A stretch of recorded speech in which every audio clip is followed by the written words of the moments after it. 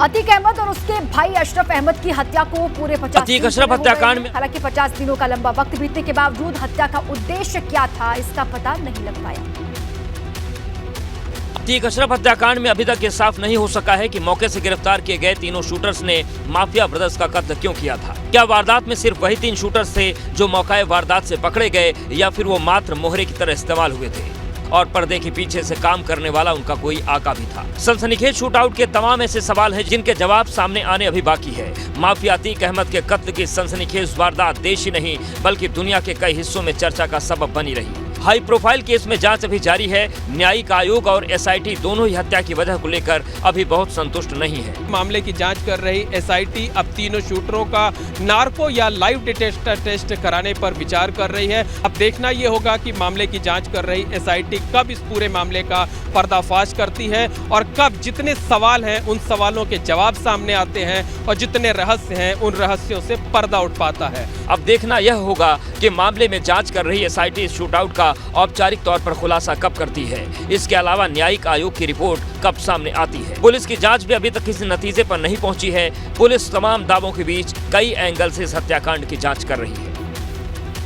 उत्तराखंड के मंदिरों में इन दिनों ड्रेस कोड को लेकर के मामला गरमाया हुआ है। उत्तराखंड के मंदिर में ड्रेस कोड लागू करने की मांग उठ रही है। इसी बीच बद्री केदार मंदिर समिति ने बड़ा बयान दिया है। बद्री केदार मंदिर समिति के अध्यक्ष अजेंद्र अजय ने मंदिरों में ड्रेस कोड लागू किए जाने पर पुरजोर हिमायत की है।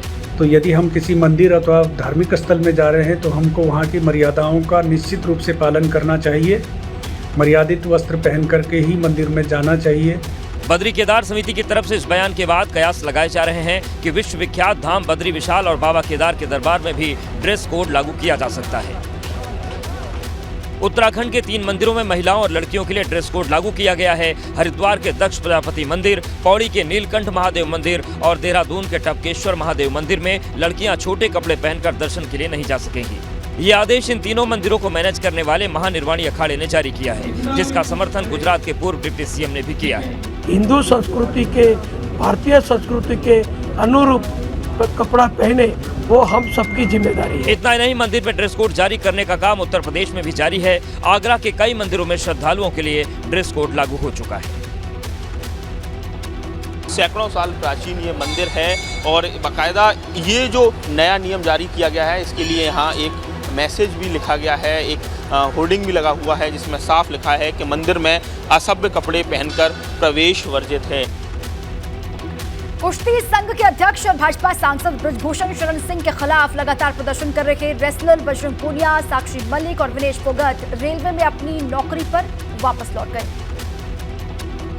हालांकि साक्षी मलिक ने पहलवानों के आंदोलन से पीछे हटने की खबरों से इनकार कर दिया है। आंदोलन से बिल्कुल भी वापस नहीं हटे हैं हम। जब तक इंसाफ नहीं मिल जाता लड़ाई जारी रहेगी, सत्याग्रह बिल्कुल जारी रहेगा। और रही बात रेलवेज की, तो आंदोलन के साथ साथ अपना 1-2 काम अपनी जिम्मेवारी में निभा रही हूँ। दरअसल इसके पहले खबरें आई थी कि साक्षी मलिक, बजरंग पुनिया और विनेश आंदोलन से पीछे हट गए हैं, जिसके जवाब में साक्षी मलिक और बजरंग पुनिया ने भी एक सुर में कहा है कि आंदोलन अभी खत्म नहीं हुआ है और ट्वीट करके इन खबरों को गलत बताया। बजरंग पुनिया के बड़े भाई हरेंद्र पुनिया ने इन खबरों का खंडन किया और साफ कहा कि ऐसी खबरें इसलिए फैलाई जा रही हैं जिससे आंदोलन को कमजोर किया जा सके। देखिए, ये सिर्फ अफवाह फैला रखी है, नहीं तो तीनों पहलवानों ने आज नौकरी ज्वाइन करी। बजरंग ने 2014 में रेल ज्वाइन की थी। उधर ब्रजभूषण शरण सिंह के वकील ने पॉक्सो एक्ट को लेकर बड़ा दावा किया है। सीआरपीसी का जो स्टेटमेंट था, जो बयान दिया था, जो कि बहुत महत्वपूर्ण होता है पॉक्सो में, जो पढ़ा जाता कोर्ट में, अब उन्होंने इस आशय के साथ वापस ले लिया है कि हमसे शायद गलत दे दिया गया था। गौरतलब है कि विनेश फोगाट, साक्षी मलिक और बजरंग पुनिया के नेतृत्व में तमाम पहलवानों ने बीजेपी सांसद ब्रजभूषण शरण सिंह के खिलाफ मोर्चा खोल रखा है। ये पहलवान 23 अप्रैल से जंतर मंतर पर धरना दे रहे थे। पहलवानों ने ब्रजभूषण शरण पर यौन उत्पीड़न के आरोप लगाए थे।